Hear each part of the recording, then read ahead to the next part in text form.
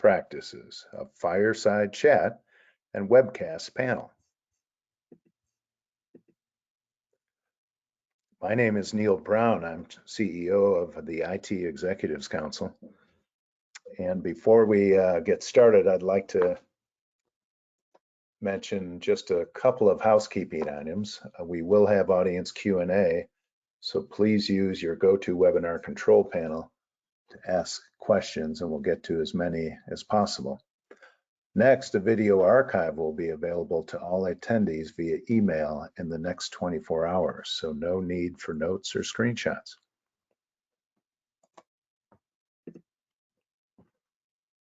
And with that, a warm welcome to our fireside chat, sorry for that pun, to our panelist, Josh Mullis, Head of Information Security at Productiv, and a Certified Information Security Systems Professional, CISSP. Prior roles of Josh included Director of Cybersecurity at PwC, and he earned a BBA in Management Information Systems from the University of Georgia, where Josh was also on the UGA Rugby Football Club. Josh, welcome. Thanks, great to be here. Awesome, and that picture, Josh, does make you look like a really tough rugby player. I might have to add. I appreciate that. We won't mess with you. So with that, I'd like to say a word about our partner and sponsor. Productiv is the only SaaS management platform that is integrated into your IT operating systems, bringing you data infused with AI that empowers collaboration and helps you take action with no-code workflows that scale. Govern with confidence with the answers you need to make smart decisions about how you spend. Founded in 2018 and backed by Excel, IVP, Norwest Venture Partners, Productiv helps IT, finance, procurement, and business leaders to align around trusted data, get AI-powered insights, collaborate, make smarter decisions, and have confidence in every investment at scale. Learn more at productiv.com. So that is our partner. And so with that, let us get to our fireside chat. And our first question, what is SaaS management and how has it changed over the last few years, Josh? Yeah, absolutely. I mean, come on camera so you all have a face to put with the voice. Yeah, no, it's a great question.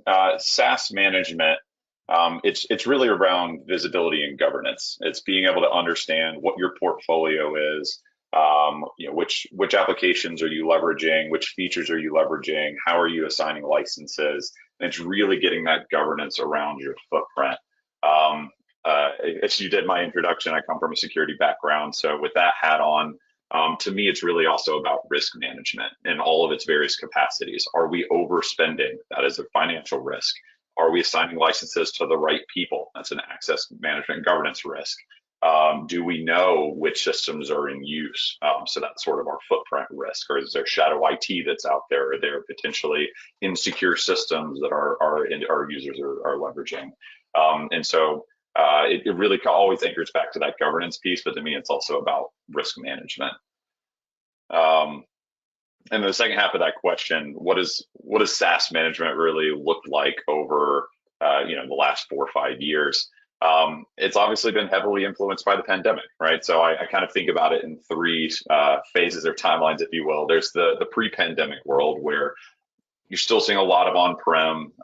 Really, the only place you're starting to see rapid SaaS adoption at that point, this is thinking back to like 2018, 2019 period, is if you're a younger sort of technology-enabled, technology-driven company, you haven't brought a lot of some of that tech debt along with you. You may not have as deep of a bench to be able to throw at standing up servers and finding either a colo space or a data center. And so you are starting to look at some of those SaaS providers to be able to augment your capabilities and your staff. Or if you're a heavy adopter of cloud, you're gone through a major transformation. In my consulting days, I supported a number of large organizations who were on their cloud transformation journey. You're starting to see some more adoption of SaaS then, but that's pretty much it. It's a pretty small footprint at that time. 2020, the pandemic hits. Everybody's trying to figure out how do we enable our employees to continue to be effective during a very uncertain timeline. And so you start to see this rapid adoption of SaaS. We have to enable people to work from home. We're shipping monitors, we're shipping laptops, we're shipping all these things. And we don't have a staff on-prem that can manage a data center or something to the like to implement new tools, maintain your server space. And so you see this rapid adoption of SaaS. I did pull up an interesting data point in preparation for this because I knew it was going to be a spike. Zoom's stock price was 8x between early 20 or late 2019. It was around $70 a share to $560 a share is what it peaked out at mid 2020 because everybody was on Zoom. My mom was sending me Zoom links. My sisters are sending me Zoom links, right? We're all having to jump on Zoom for work. And I am a very big proponent of Zoom. We use it internally as well. But everybody was just trying to stay connected and figure out how to work.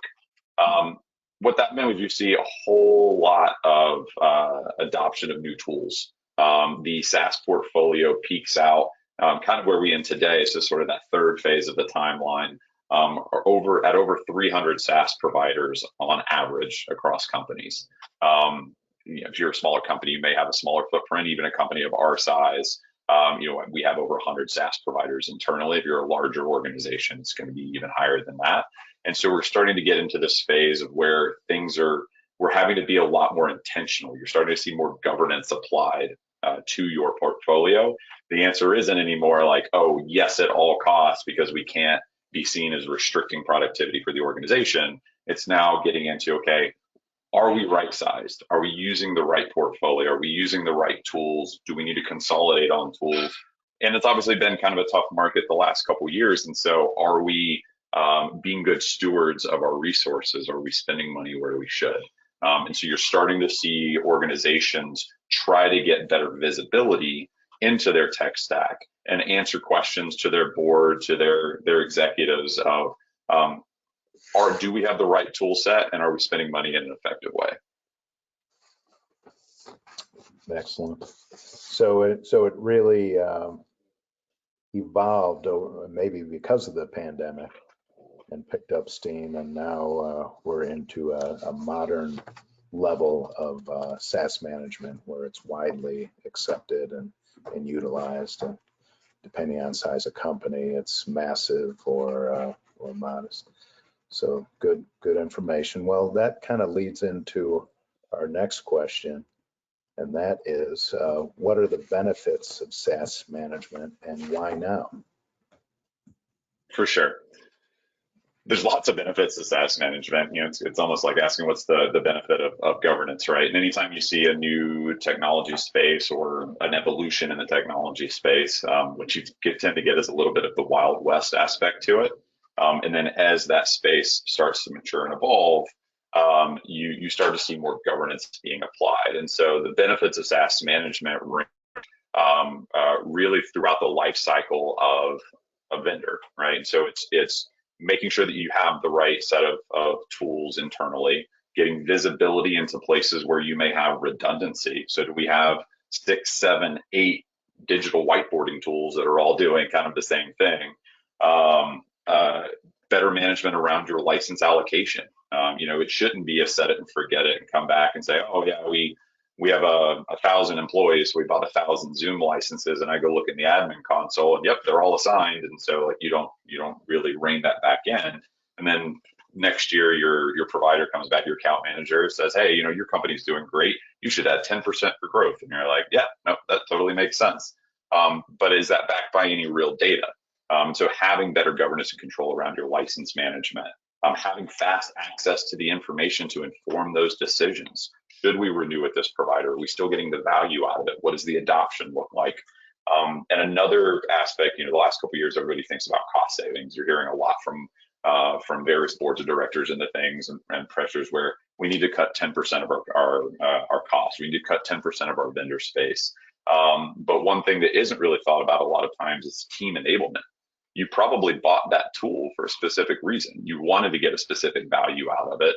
And do you know whether or not it's actually being adopted, whether those features are being used, which teams may be using the feature, maybe power users and others where it could benefit from some more investment, maybe coaching up and training to get that value. So SaaS management, it's really the whole gambit of, is it the right tool? Is it assigned to the right people? And are we getting the most value out of it that we can? And in terms of why now, I mean, we kind of already talked about that a little bit. We've seen just over the last 4 years such growth in the SaaS space and adoption and having so many tools. And with market pressures being what they are, this is the right time to really be able to start reining that in and make sure that you're assigning your often limited resources in an effective way. Excellent. Thank you for that. So that